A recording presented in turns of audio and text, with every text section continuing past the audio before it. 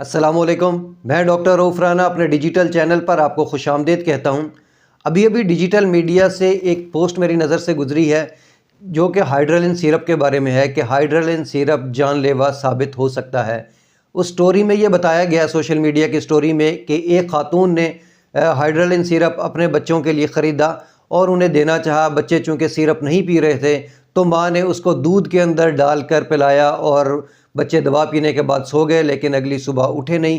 اور بعد میں اس پوسٹ کے مطابق ریسرچ نے یہ ثابت کیا ہے کہ جی اگر دودھ اور ہائیڈرلین سیرپ مل جائیں تو یہ زہر پیدا کرتے ہیں۔ یہ سراسر غلط بات ہے۔ ہاں، بات یہ ہے کہ ہائیڈرلین سیرپ کے اندر امائنوفائلین ہوتا ہے۔ امائنوفائلین دودھ کے ساتھ ریئیکٹ کرتا ہے۔ ہم جانتے ہیں کہ وہ ریئیکشن کیا ہوتا ہے۔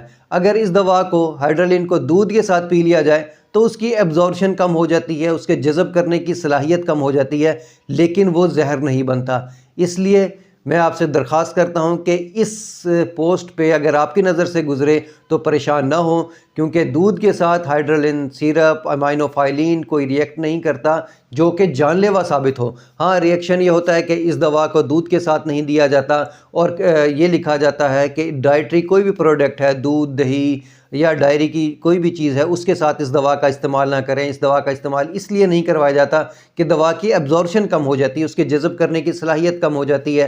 جیسے ہی وہ جسم میں کم جذب ہوتا ہے تو اس کے کام جو ہوتا ہے وہ کم ہو جاتا ہے، اس کی افادیت کم ہو جاتی ہے۔ اس لیے اس دوا کو کھانے سے پہلے دیا جاتا ہے۔ اگر کھانے کے بعد بھی دیا جاتا ہے تو کوشش کی جاتی ہے کہ انسان نے، اس مریض نے کوئی دودھ دہی کی بنی ہوئی کوئی چیز نہ کھائی ہو، تو اس لیے اس کو تھوڑی دیر بعد وقفے سے دیا جاتا ہے۔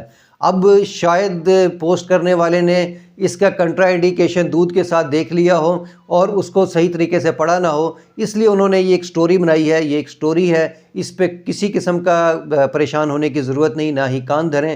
اگر آپ نے کسی بھی کوئی میڈیکل کے متعلق کوئی بھی معلومات لینی ہو، یا اپنے ڈاکٹر سے لیں یا اپنے فارماسسٹ سے لیں۔ غیر مسترد معلومات آپ کے دل کے اندر دوائیوں کے بارے میں ڈر اور خوف مبتلا کر سکتی ہے۔